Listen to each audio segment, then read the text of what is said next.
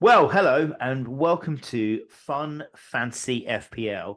My name is Harry, And I'm Stephen Berry.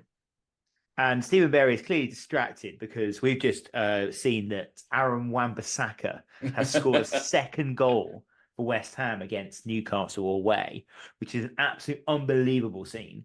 I can't quite believe it. Bowen assist as well. Have you got Bowen? Oh, no, I'm going to say the FPL line. He was in one of my drafts. Classic, a classic line there, and it moves us quite, and it looks drags us quite swiftly on to how our wild cards have done. Obviously, we had the whole international break to do it, and typically I panicked and was only drafting it on Friday afternoon. But I'm broadly quite happy with it. I am 6 points better off. Yes, a Okay. whole 6 points. But I've won various leagues being 6 points up. And the nice thing about it is I can reflect on players that I've let I was about go to say, who and who was the who players. was the who was the bad sell though? Let's talk about the bad. That's always the thing in the wild Well, card. There's always the bad sell. it's your mate. It's your mate Flecken with a Was 9.4. it? 9 fucking points. And then Henderson, who was my other goalkeeper, I wouldn't have played, got a penalty save away at Aston Villa. Mm. So my two keepers that I sold were 16 points between them. Obviously, couldn't have got both, but um, bad sell. I mean, I'll give you the reveal. I went without Haaland. It was very sweaty evening because not only was I not having Haaland in my team and he had three Mm. glorious chances in the first 10 minutes, but also I was backing Tottenham to keep him quiet when we had no centre backs. Well, we have centre backs, but one of them is Welsh and the other one's Romanian. So make your own deductions on those players. But anyway, I wasn't really happy with that, but I went with a midfield of Palmer, Salah, Bruno Fernandes, Morgan Rogers, Isaac, João Pedro, Watkins as my front three. My I kept Smith Rowe, which I was very happy about. And I went for an Arsenal defender, Gabriel Mhm. Robertson of Liverpool, who was done over. It was never a penalty. And Kirkez Sanchez as my goalkeeper, Verbruggen, and then my defenders on the bench, Out Nori and Harvard Bellis. Just the cheap ones, right? But Out Nori, I think he could have scored at the weekend as well. So broadly happy, sitting on 61 points. Isaac with 1 point. Um, Hoping to see what happens. I think selling Jackson potentially would be a painful one because he scored, but I Oh think yes, of I'd course. rather have I'd rather have Isaac than Jackson. I might be regretting that soon, but that's what I'd rather do. Yeah, I mean, I would say until what is it, Paul Merson up until 7:59 tonight, everyone would agree with you. Now they're losing 2-0 to West Ham. That might change things. Although maybe Locatelli, he's the new Ole. He will get to the brink and do something. And then they're like, oh, maybe lose. Yeah. Get to the brink, do something. In which case, West Ham are actually quite useful as an FPL asset because when you know he's not going to be sacked, you pick players against him. But when you think this is his last game, go big on West Ham. So that is the strategy for West Ham this season. Absolutely, absolutely, and it's I don't think West Ham do have many assets outside of Bowen, really. Yeah, I mean, I who's the Clearly Aaron Wan-Bissaka. clearly who's the Croatian right back who play or left back who plays for them? Can't remember his name. Not Croatian. I'll look at their team now while you're Yeah, doing yeah. this. Well, I don't think he Oh, plays for them Fabianski, now. who we both have. Fabianski. Oh no, you don't have Fabianski, do you? I don't have Fabianski. No, no. Kufau, that's the player I'm looking for. Kufau. Sufal. Yeah. Didn't who doesn't start anymore over Aaron No, Wan-Bissaka? I know. So I mean, I haven't really owned any West Ham players apart from Kufau and Bowen. But anyway, so I don't think they're an asset. Is my short answer there. But How did your wild card go? Who did you go with? You had quite a big week, 60 points, unbelievable So scenes. But talk me through your as a captain option. Talk us through that because I think well, that's the can I question I have. let me start off with some principles. So listeners, as you know, I wasn't going to do anything normally. This wasn't going to be a standard wild card. So I had some rules. And rule number one is I didn't want any players over 15% owned. I didn't want to follow the herd. I didn't want to follow the pack, basically. As I started doing this, though, I found out it was basically impossible to do that. It's very difficult not to have at least one player who's a 15% owned. So unfortunately, I had to cave, and Barry and I have agreed that the rule is we can have the same player, but game week by game week, I can only have one player who's greater than 15% loan unless I already own them. For example, Kuna. I can't remember what Kuna's ownership was when I bought him in, probably 5% or something like that. Yeah. He's now going to spiral to whatever, potentially. So if I've already got them, so my whole, in theory, if I'm doing my job correctly, my entire team will grow to 50% ownership because I've Very gone ahead of possible. the curve. Very Yes, possible. but I can't transfer in a greater than 15% unless it's for another 15%. For example, I could sell if I could make it work and get rid of Salah and get Haaland in, or Salah's Palmer would be an obvious one. Yeah, that is what basically. Okay. Cool. How did I do? It was really, as you know, with me, big or boom or bust. So brought in Kuna, that was very satisfying. His ownership was I think it was so low. Oh, he's already got above 50%. Yeah, he's 50% now. I think it was 2 or 3. Don't quote me on that, but like it was something. Yeah, that was. Guys, I do occasionally have a good shout. I said target Wolves players. He was a very obvious one to go for. Salah did well. Watkins got a goal. Solanke got an assist against Man City. That's great. My bad sell was Pedro Porro, but at the same time, would I have started him against Man City? Probably not. Probably not. I've seen him on loads of benches, so I wouldn't have started him. Yeah. My other good ones, I think Odegaard got an assist, which is nice. Timber, clean sheet, didn't get a goal. So I'll be honest with you, overall pretty happy. The thing that has always has fucked me over is I didn't want to captain Salah. Owning him is one thing, but captaining him is too much for me. It's too obvious. It's too following the pack. So I went for in form Newcastle team at home under the lights at St James's Park. 60,000 Geordies roaring them on against an awful West Ham team, and of course it has backfired pretty tremendously. Yeah, so that's not Anthony Gordon is who's he's captained this week. Yes. Currently sitting on 1 point, captain double to 2. But then you've also got Solanke, Watkins. I was upset that you got Watkins, I'll be honest, because usually when Stephen binds a player, that usually jinxes them for the rest of the season. And Neto, I did like the Neto shout. I thought that was really good. It was really surprising he wasn't even in the squad. I think he got in. I think he got injured in the. I think he got injured in the warm up. I think. Really? I think I heard that in the commentary. He must look. This is the thing. If you go for a player who's made of glass, this is unfortunately the live by the sword mentality you die by. So yeah, I think he got. If he wasn't in the squad, he must have got injured.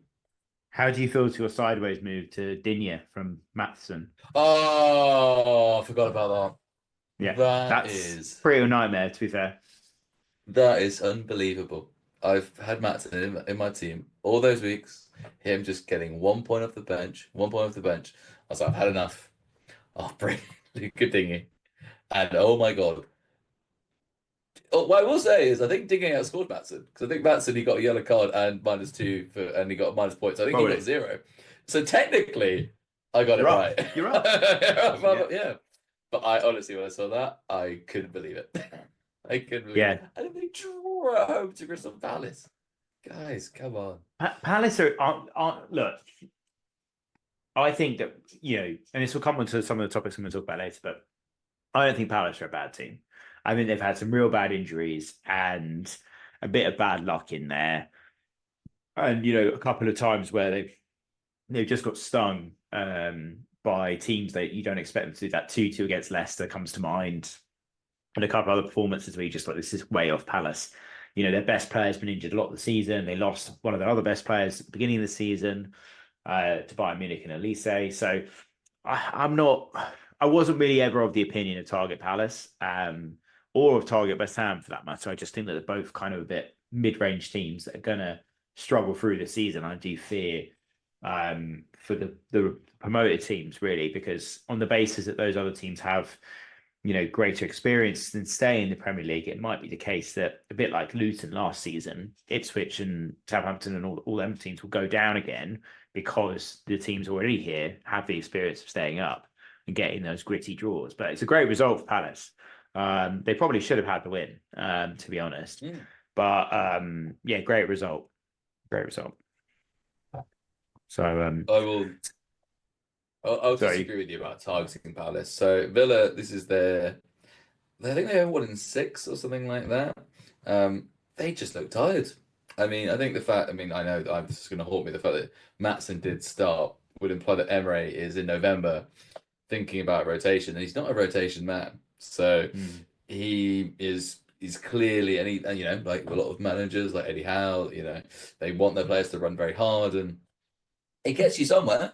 It's probably fair to Mm. say, more so at Newcastle than Aston Villa, but their work rates. Watkins, for example, is one of the. I think he's actually quite underrated how much he works with the team, and obviously Roger's very Yeah. young, and so you know, I to me, and that gives them the results. They just look tired already. The European campaign is already exhausting for them, Yeah. and then we've watched them buying it, and they had to put everything into that to get a 1-0 against Bayern. Yeah. That's already starting to tell. So I wouldn't say don't target Palace. I still think they have loads of problems. I think I agree Yeah. with a certain FPL is life. I think they're a very unbalanced team. They're not sure what players to pick and into what position. Mm. I just think they played a Villa team who are tired already in November, which what that means to Villa, guess we'll see. Yeah. But that's what I think it Yeah. was. Well, let's go into the games that we wanted to highlight. Obviously, Sure. we can talk about our wild cards a bit more, but I think you had a couple of games you wanted to highlight. So why don't you kick us off with your team, your games you wanted to highlight? FPL lessons you've taken from it. Any absolutely nuts moments? I mean, there's a couple. Was just watching the Southampton Liverpool game, and that was absolutely Mm. bonkers football. But yeah, what games are you wanting to cover today? Yes, you'll be surprised to know that there's a certain game that I will leave to Barry. I will not be taking his glory in that moment. Thanks, mate. Start off with Arsenal Forest. Arsenal were great. Arsenal were very, very good. And I think it's very much time to load up on Arsenal again, even triple Arsenal. One of their defenders, Saka, and then whomever you want. Odegaard's probably the safest option. Havertz, Jesus, their rotation risk. Martinelli didn't start. Trossard's rotation risk. So maybe double Arsenal defense. I don't know, but it was a good stats in Athletic. Arsenal have to travel. I think it's something like 1,000 miles, or for their first 12 games, they didn't have to travel something like 80 miles for the next 12. So Yeah. most players are back from injury. I think go for them basically. Timber was only 1% owned when I looked at it, which is unbelievable. I don't know what he Yeah. is now. He's 1.9% owned. Jerry Timber, go buy him now. I don't I don't actually understand why you wouldn't have him in your team. He's Ben White's out, so therefore he's guaranteed to start every week. Arsenal are probably now the best defensive team in the league. Mm. 5.5 million. I don't know what else you want, basically. I mean, Rita clearly agreed with that Yeah, analysis because she brought him in as well, and he had a disallowed goal. I mean, how annoyed were you that goal got disallowed? extremely annoyed. I was just like, I was How more annoyed many? at the time that was going Uh, to impact the result. yeah, But look, the other thing to say, I know from Arsenal's perspective is we start with the back four. We don't really make four at the back. It's three at the back. It's a lot of teams do that. They start with the back four, but in attack, it's three at the back, yeah, and then one goes forward. That was obviously Zinchenko for a while. That then became Ben White for a little bit, but I think Tim is more of a that he's now got that role basically. So you have, if you like, the next Garderball. He's technically a fullback, but he'll be playing very high up the pitch. 5.5 million. I don't understand. I do not actually understand that ownership. I think it was maybe he's been injured a lot, and there were yeah. concerns about him starting. But as I said, Ben White's out for months. He's our only fit, good fullback. Get Yeah. him into your team now, basically. Okay, an unbiased view there, and clearly my shout from last week if Forest might actually get something against them was ludicrous and ridiculous. But we did say our other shout was Man United at Ipswich, and you know Whoa. your When did we shout. did, we didn't say they were going to win, did we? I don't think we No, did. we said they'd get something. We said Ipswich would get something. Oh, But so we yeah, were right. Yeah, we were right. yeah, Okay. yeah. So yeah, look, I watched the Arsenal game. It did seem like a pretty, I want to say, and then I mean this with no disrespect, almost like a bog standard Arsenal, victory. Like it was Yeah. just clinical, aggressive. They were in Forest's face. Forest weren't really competitive. But they've been up there in and around the mix. So maybe this is the time of the season where things sort of balance out again. I'm certainly regretting selling Saka. But it's a marathon, not a sprint. Although I have just earmarked it, I could quite easily sell Bruno Fernandes and Isaac for Saka and someone else. That might be the move. Not next week, but the week after. Why did you sell Saka? Because Arsenal's fixtures are all mid-table or relegation fodder. So West Ham, Well, I Man listened to U, you, Fulham, Stephen. Everton. Stephen, I listened to you. You said to me in our chat, and I'll publish afterwards as a social saying he's flagged, he's injured, he's not going to play. There's too much uncertainty. Got Champions League in the week, and I was like, I'll go for Palmer then and spread my money around because I knew at that point I wasn't going for Haaland. Despite everyone going, Spurs have got no centre backs. They're going to be shit. Fucking read your history books, bellends. Right. Anyway, that will come later. But the point is that I was scared to bring him in and him not play. And I did have a midfield that had Saka, Salah, and Palmer, but then I couldn't get in Watkins, and I really wanted Watkins. Okay. That was my reasoning. Yeah. And to be fair, Palmer had a goal cleared off the line by his own teammate. Yes, so, hilarious. Absolutely brilliant. Like, honestly, that is mental behavior. Like, unreal. Yeah, I'd even have enough, maybe even would have enough to go to Cunha. 0.3 off going to Cunha. Yeah, that'd be good. Maybe I could do it for Watkins. I could do that. Sorry, this is live, my FPL brain. But yes, what other games did you want to talk about, Stephen? Sorry. Another one, and I think it's just because I'm a bit of an idiot. So I did a wild card, and I have no Brighton players. Why? They're just fucking good. Bournemouth have beaten Man City at home. They have beaten Arsenal at home, and they lost to Brighton. What am I? And they're all cheap. All their players are dirt cheap. Is any one of their players expensive? Like they're all very, very cheap. I think Matone is probably their most expensive, and he's 6.5 maybe. Let's have a look. So goalkeepers cheap. All defenders are 4.5 basically. Oh, Espetan is 5, but he hasn't really played. Matoma, 6.4. So he's gone down in price. Matoma. I'm assuming he would have been 7. Would have been 6.5. Solly March is the most expensive player in that team. He hasn't played. 6.5 million. God, I forgot. I forgot about him as well. I forgot he even existed. Wow. Okay. Yeah. I mean, what am I doing? Why have I not got a Brighton player? I mean, any of them would do. I quite like Matona. I mean, I mentioned last week the striker Rita. I don't think he started.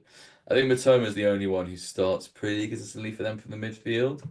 Their back four is pretty settled. Obviously, Welbeck is injured. I think. Is that why João Pedro's come in? I'm not sure. Or is he now the number 10 for them? Basically, he's number 10.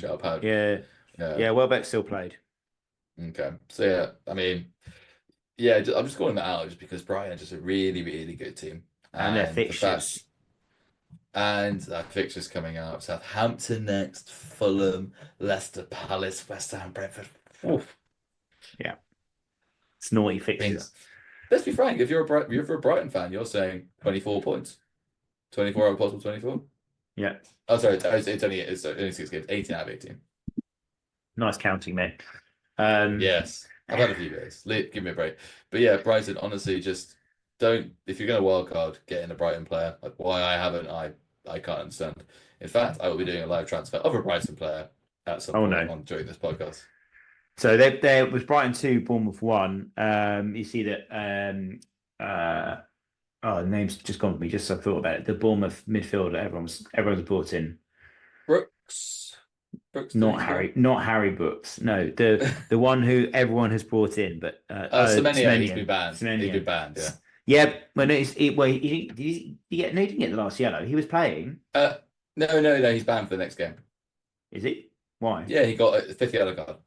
Oh, 5th yellow card. Okay. I missed that. What I didn't miss is that he hit the crossbar like 3 times in the game, including the last minute. So I do think that Semenyo is, the ban notwithstanding, which I didn't know about. Yeah, I think he's still a class. Or Barry, you go for what the real FPL minds are, which they knew that he was on 4 yellow cards, and they knew he was going to get his 5th, and therefore they went for Clivert instead, Whoever Yeah. in FPL did that is just an absolute genius, really, and Stephen, are deserves you saying praise. this because you've done this? Oh yeah, maybe. Okay, fine. Good. Now, Nice. now, what I can confirm is true the fact that I've got Clive, but the fact of him having 4 yellow cards and guessing he'll get a ban might be making that up, but I'll let the listeners decide that. Yeah, no, that's clearly another genius move from Stephen there. Definitely one for the clips later on Instagram. Yeah, so and what was your third game that you wanted to talk about? Was that all the games you wanted to talk about? No, there was one more I wanted to talk about, but I think before I get into Man that, I mean, United. no, it's just tragic talking about them, isn't it? Like, I mean, I don't know, man. I don't know. I quite like the look of them on Sunday. I think they look good. okay, I'll concede I didn't watch the game. I'm not gonna lie, I'm a little bit distracted because Barry's put a reflection of the back of my head in his background for this podcast, which has been distracting me since the start. If you look behind you, you'll see the reflection of me. That- Yeah. For the listeners, it's just a bike helmet that's sitting down there. It's not Stephen's evil twin. Yes, but it's very white and very smooth like my head. But anyway. Yeah. I mean, okay, so one thing I will say is I did say if you're gonna go rogue with Man U, who did I say? Rashford. And was he the number 9? I was. I didn't actually watch the game. So was he the number 9? I think he was the number 9, yeah. He came off for Hoyland, I think, as well. But he started, right? He scored in the Yeah, he touchdown. started, yeah. But Yeah, I mean, the fine. point is that the like for like replacement was the number 9. So yeah, maybe he's been played as the 9 for now. Got it. Oh, I see what you mean. So, I mean, again, I missed the game, but I'm looking at the stats, and Arna made more saves. The bonus points were pretty balanced. I mean, it's just Man U. Like we've discussed this before, and I think Roy and I don't agree with him a lot on, but I think he's right. The players just don't care, Mm. and they know that nothing they do will impact them unless you're. I'm just trying to. I think Ahmad probably he's someone I quite like. Although he's playing at wing back now, he has a point to prove. He wants to either get a big contract or move or something else. But most of their team just meh. But anyway, what's your argument?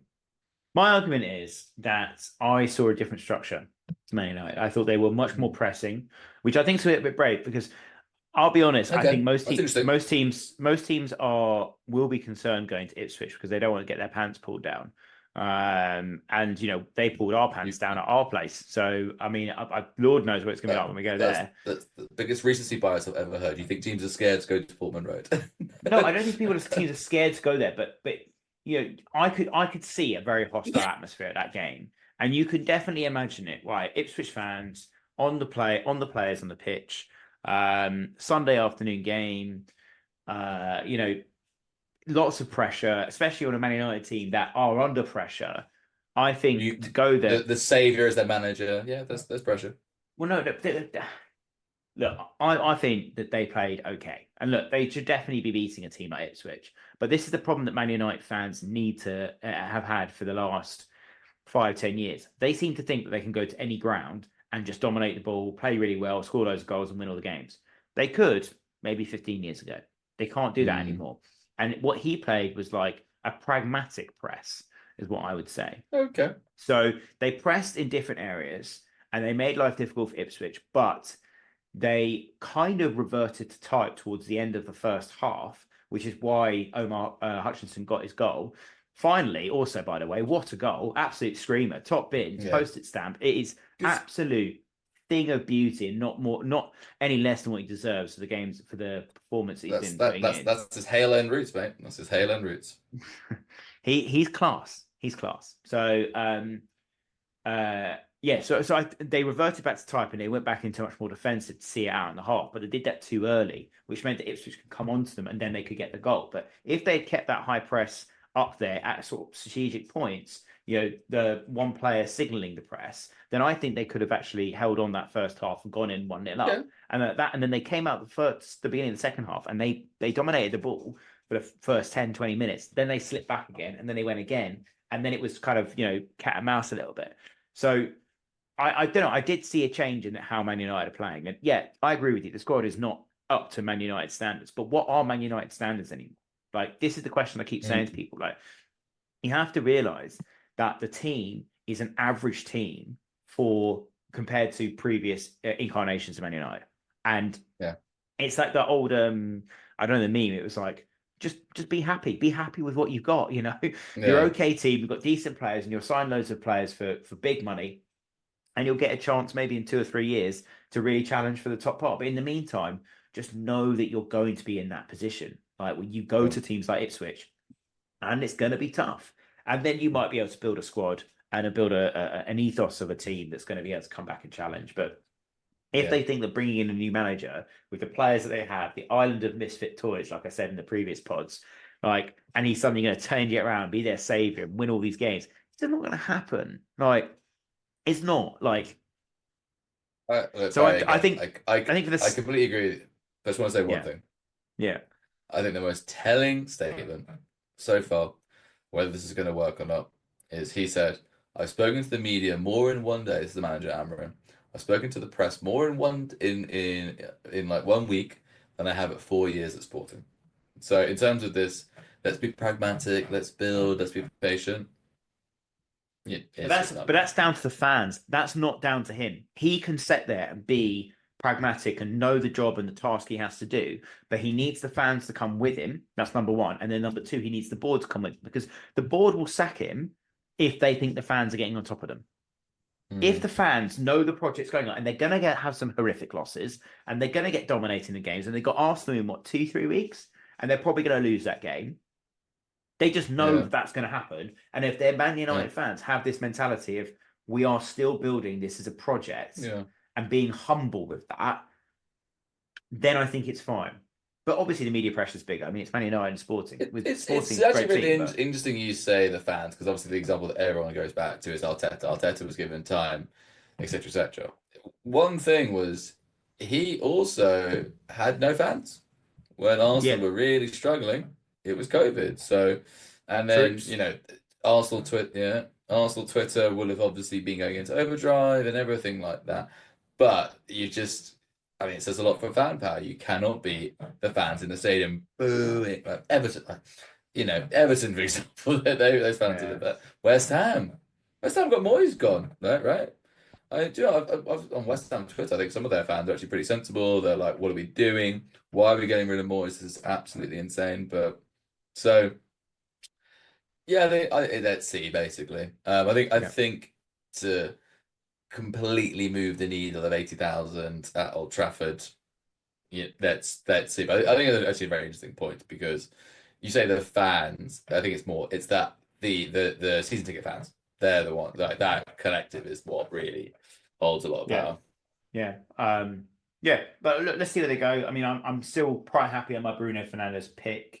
He is the assist. I think it was interesting that Ahmad got the assist for Rashford's goal. Absolutely bustling run, great performance from him. 4.9 million as well. I think he's gone under the radar. He definitely, I mean, he was going to be my trigger. If Haaland went off and I needed to bail out of my plan, I'd be bringing in him for Bruno. Watkins up to Haaland, and then probably save somewhere else, get some money. Ahmad Diallo, you say, has gone under the radar. So you're saying that only a really interesting, astute, why did I give you any credit for that? Jesus. Yes, Stephen, you are a genius for starting with Ahmad. Okay, cool. Well, let's move swiftly on from soothing your ego to the games I wanted to talk about, which was, firstly, I'm going to talk about Fulham Wolves. I know, bit random, bit teams that we've been talking about Man United, Premier League winners, all this sort of. No, is it the biggest shock of the weekend? Maybe there was another result we don't know. But... So the reason I want to talk about it is because of Wolves. Firstly, love their third kit. Purple, perfect. Yeah, great. Really good kit. It's got like a really mauve kit. Absolutely so unnecessary as well, because they've got an orange kit and they're playing a team in white. But I love they went for it anyway. So they had a horrific start. I think Opta put it as the worst start in Premier League history in terms of fixture difficulty for the first 10 games. And everyone was talking about, is the manager going to go? Is it going to happen? And I'm really, really happy they kept him, because you could see a style of play. I think they were unlucky against City. And I think he was right to call out the officials for that.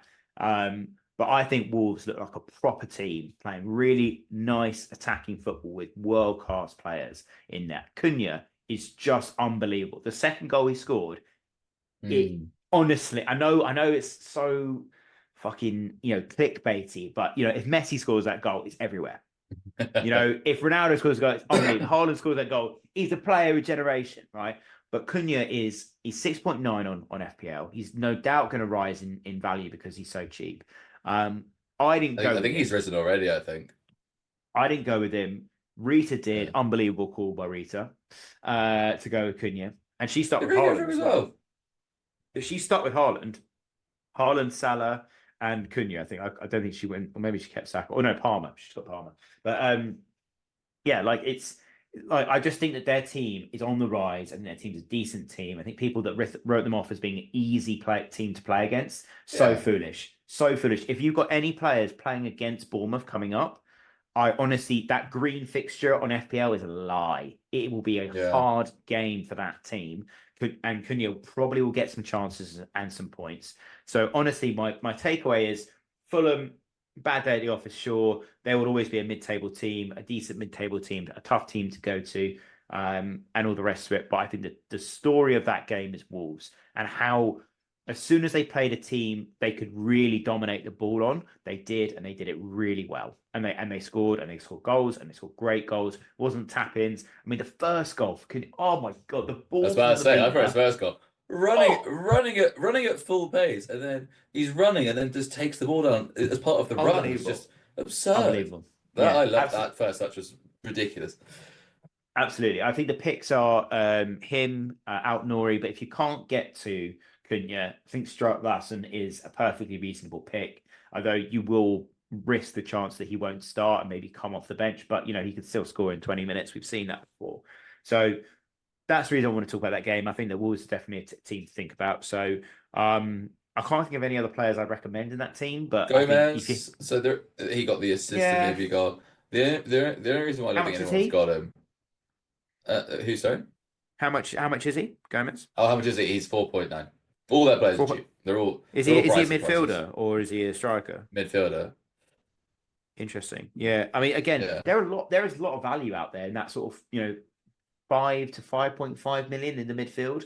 I find there more attractive players there than I do in the sort of mid-tier bracket. That you got like Wemo and Gordon and all the rest of it. But I think that tier there's a lot more interesting picks, and that obviously then frees up cash for other areas of your pitch of the pitch there. So one thing I didn't talk about my wild card, maybe I mentioned earlier. There are so many good players who aren't highly owned. Like one player I didn't talk about my comical wild card was John Stones. Brought him in. He started, got into 45 minutes.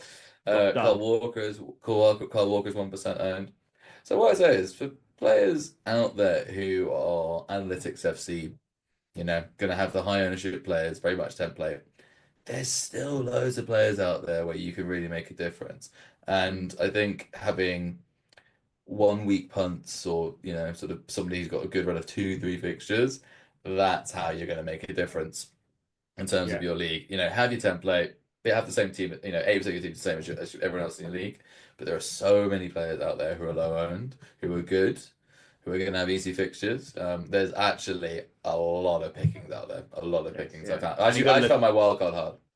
Yeah, and you've got to look at Wolves' next couple of fixtures. They've got Bournemouth at home. Okay, they played well, but their best player, as we know, has been is banned now, and it falls down to Kluivert. Then they've got Everton away, West Ham away, Ipswich at home, and Leicester away, and that is up until Christmas. I mean, that's a really nice run. They've got 2 bad teams after that as well. They've got Man U and Tottenham as well. 2 terrible teams. So cough, honestly, that's a game. But then they do run into a horrible run. Actually, Man United at home, Tottenham away, Forest at home, Newcastle away, Chelsea away, Arsenal at home, and that's a horrible run. But the point is, look at Wolves again, because they've got a great team. I think they've got some really interesting players. I think João Gomez is a really, really good shout. And lots of the players in there. The next game I want to talk about is actually a really serious matter, and that is how do Tottenham keep dominating Man City? How does this happen? How? We lose to Ipswich, we lose to Galatasaray away, but in between that, we beat Villa 4-1 and we beat City twice. What Yeah. the fuck is my team doing? Like, genuinely don't Can I just? understand. I know you said Haaland had some chance. He did in the first 10 minutes. You were like, okay. After that, City gave up after the Spurs were comfortable. You were doing a low block, but like Man City always come up against that. They must be the first team ever to the first team, the best team. Sorry about dealing with that. They couldn't do anything. Like it was so Did comfortable. you see The what guy did the have to make. Did you see what the Spurs admin called the Etihad afterwards? The empty hat. No, the Dekiad, as in after what's his face? Oh, name's forgotten. Let me see. My brain is fucked today. Jesus Christ. I mean, Yeah. your team has just been spanked. City to hand Guardiola his first ever. Kulusevski, that's why. He was outstanding. Yeah, outstanding. Is he an FPL asset? Because I think he got an assist and that was it.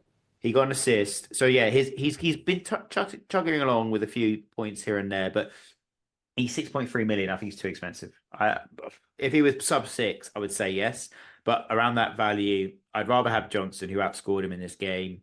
I mean, Pedro Porro is 5.5, but he's like an attacker in disguise. Yeah, Solanke's the nailed on one, is he? He'll start every week. Yeah. Yeah, exactly. And Michal's injured as well at the moment. Not back to New Year. So yeah, so I would say that Solanke's the one, but I wouldn't invest in Spurs assets unless they're playing Man City. I just like honestly, everyone was so. I mean, we talk about one of your sales selling Pedro Porro. Yeah, I saw him in loads of benches. And I also got to give a shout out to my little sister who sold Madison this week. Nice, great shout, Luce. Well done, cracking work.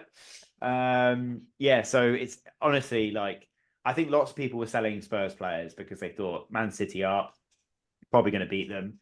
9 times out of 10, you'd be right, but for some reason we have got Man City's number. They cannot play against us. It's brilliant. It's I actually don't think. I think a lot of people. I don't think people was that surprising. Genuinely, no, I think so either, I saw loads of accumulators with Tottenham to win. I think a lot of people. Okay, 4-0. I mean, I don't think anyone was predicting that's that. outrageous. But I think I said 1-0 beforehand. You and I spoke about it. I will show you my accumulator. I did have Spurs in it.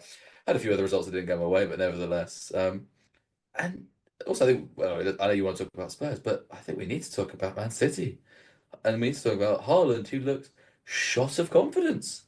Yeah. It was in the first 10 minutes. He had a ball where you could either shoot or move forward. He took a touch and just stopped. He hesitated, and for a striker who has 2 touches, you cannot lack any confidence.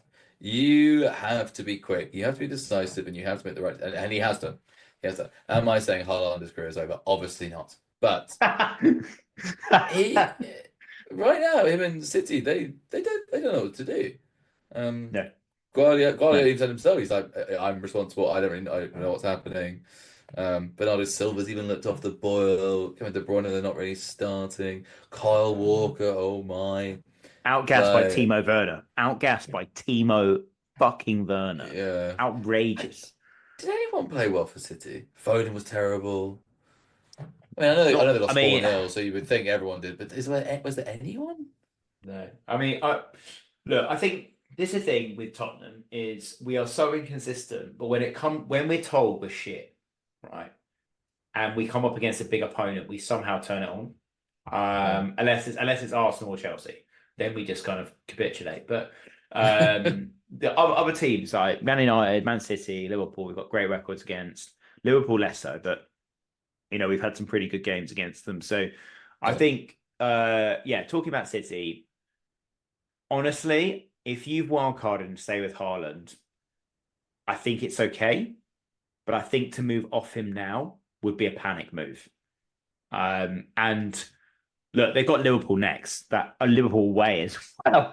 I think fucking hell. Yeah. It's going to be 6, isn't it? It's going to be 6 wins, six losses on the bounce today. It is. It's Liverpool away. It's Liverpool away, mate. They're not winning that game. I'll say it here right now. They are not winning that game. It's going to be a Salah hat trick, 3-1, but Liverpool. Will we see Pep Guardiola go full Tony Pulis? Will he No, hot the of course not. bus, He'll play without a lump holding it? midfielder because a guru told him that whilst he was in the shower. Like he won't do that. He will stay I to honestly, his he will stay to his honestly, ethos. He will. the soul of football is on the stake, and if Pep just goes right, we're gonna lump it to the big man up top. 4-4-2, lump it to Haaland. Oh come on. All the football is asking for this. The soul of football is on the The line. Come soul on, of and football I'm is here on the for it. line. Well, I mean, my prediction is 3-1 Liverpool with a Salah hat trick. I can't wait for it. Ooh. So, I'm just going. I was just going through who started for Man City. Gundogan played 90 minutes. Don't remember him starting. he So got nutmegged uh, by Kulusevski for the uh, fourth goal, I think it was as well. I was him. Yeah, I honestly don't remember him being on the pitch. So I forgot they signed him back. So it means he was It's a not little good. harsh. Yeah. Savio played, I thought looked dangerous at times, but he's Yeah. basically it. Everyone else was very, very poor. Yeah, yeah. So yeah, good to see City fans are crying about that again. About But Spurs coming hold to on, town. from FPL. Okay, they have Liverpool next. After Liverpool, they have whoever they have. Forest. Nottingham Forest. Are you saying no Man City from an FPL perspective?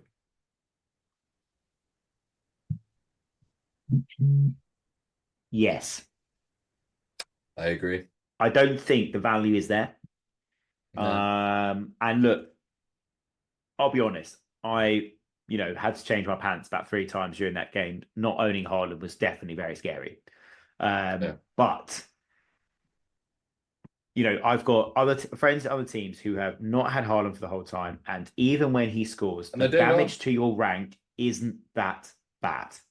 Yeah. So if you are able to, assemble a team that is as good and can cover you in other areas. I mean, I just put, a little draft together just now. Like if I won't do a transfer this week, but next week I could get in Cunha and Saka, and my front five would be Salah, Saka, Palmer, Rogers, Smith Rowe, Cunha, Isaac, and João Pedro. I'll argue with that. Sorry, not front five, front eight. Sorry, that's a great front Yeah. eight. That's an unbelievable Yeah. front eight. And you can rotate Morgan Rogers and Emma Smith Rowe, and just be set and forget for a long time. And it's a great team. And Yeah. you got to think, are those players going to outscore Haaland as a collective? And I think probably the answer is yes. And Yeah. they eventually hit a run of green from game week 18, but then again they hit another stretch. And this is always the Man City ending to the season. From the game week 28 to game week 38, every single game is winnable. I'm not thinking that far ahead. Let's not Even think Man that far United ahead. away. I mean, I'm looking at they're not fixtures. out of it. They're not out of it, but I still think Liverpool are going to win the league. I mean, Liverpool won the league. Like Liverpool won the league. The only team to have the same start as this was Arsenal, the year that we bottled it. That was a real bottling. No one could equal that. So they have Liverpool, Man City have Liverpool next. Then Nottingham Forest at home. So again, who are we going to defend? Crystal Palace away again. You know how that's going to go. And then they have Man U. Now, in terms of Man U do have a good record. They have a good record against City at the Etihad. You can see a Rashford double. Well, that Man U, I think sort of does Aaron have to win that game, or is that a game where he's just like, if I can get something there, just a scrappy 1-0 or a 2-1, I'm never going to get a better chance. This is what City have built. They have built a fortress, and people have go there thinking, well, fuck it, why not? Let's try. Let's see what happens. We might get beat 4-1, but let's at least try and get a goal.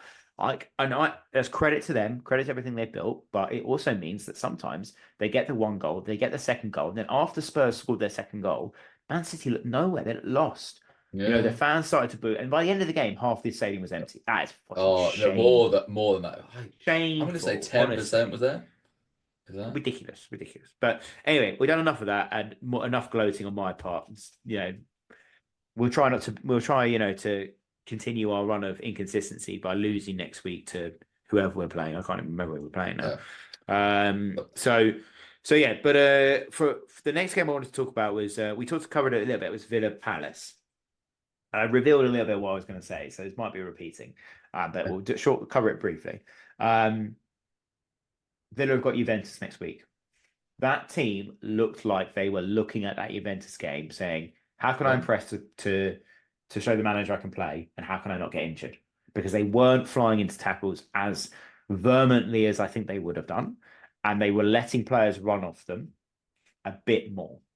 So, I mean, look, Juventus, massive game, the Iron Lady, it's going to be an occasion for those Aston Villa players. But I am a little disappointed, and I think what it says is what we said at the beginning, which is if you have Aston Villa players, and I have two, you have two as well. I have Watkins You've and got what? Digne. Digne, I already regret. So I Yeah, have one. I have one because Digne won't be my team for very long.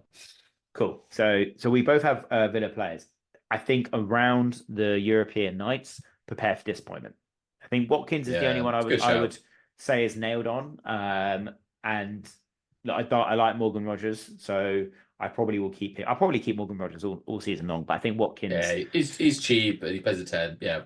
Watkins, I'm starting to regret a little because it was between Watkins and Cunha. And do you know the reason why? Is if I went for Cunha, I'd have 2.2 million in the bank and I wouldn't be able to spend it anywhere else. That's the only reason why.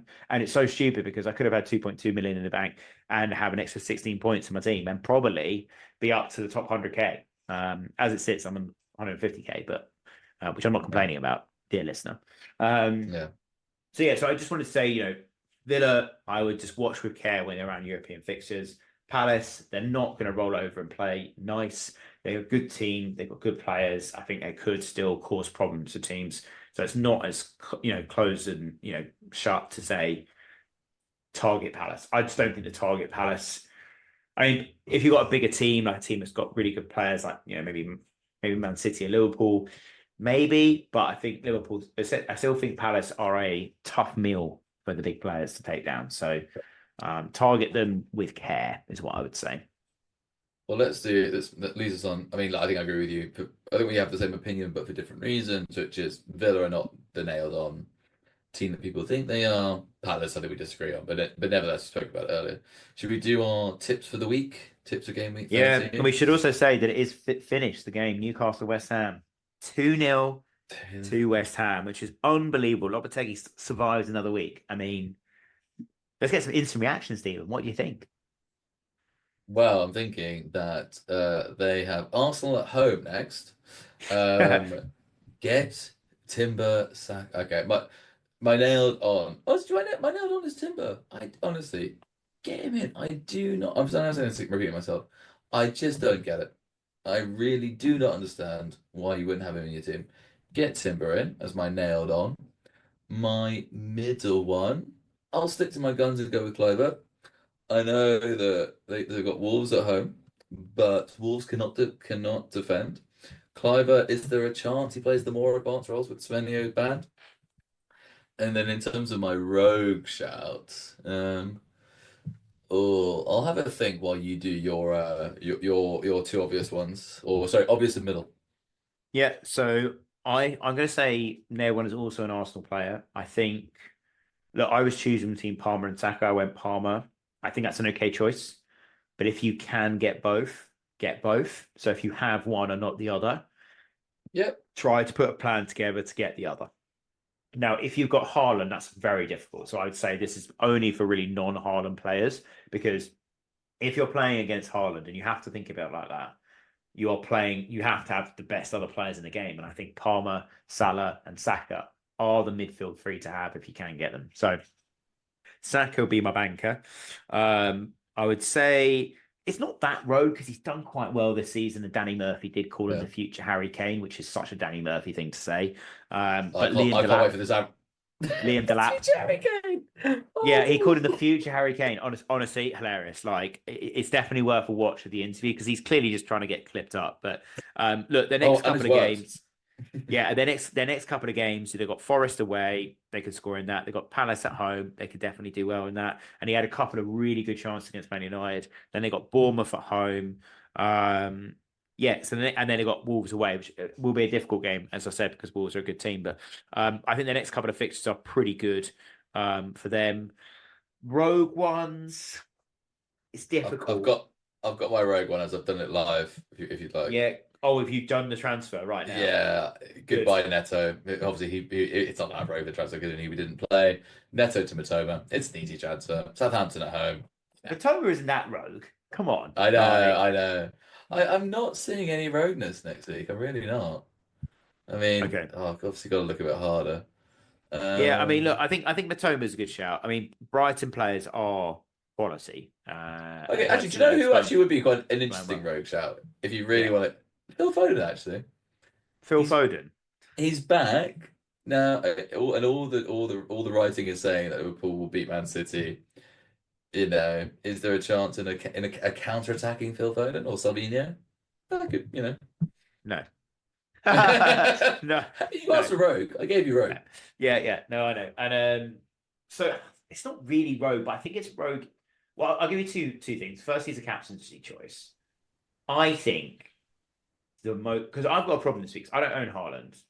I don't really know who's captain. I've got Salah, Palmer, and a couple other players. I mean, maybe Isaac away at Palace, but not sure. But I think the choice captain probably is Salah. Oh, at home to City, last game of the week, you can see it. He's gonna get a brace. Liverpool want to make a point. Liverpool want to end the title race on Sunday. They want to go. Yeah, it's our title. Everyone else, and if they win 3-0, or even like a very comfortable 2-0, then that will rattle Arsenal. Quite frankly, okay. The players' heads will drop. My road choice, and this is absolutely so typical of Tottenham, but it's Harry Wilson of Fulham, and he's going to come off the bench and sort of score 2 goals against us at Spurs. You can see it happening. Like, we're going to be 2-0 up, right? He's going to come off the bench, score 2 goals, and then maybe somehow we'll smuggle in the winner. I don't know, but Harry Wilson of Fulham. That's my road choice.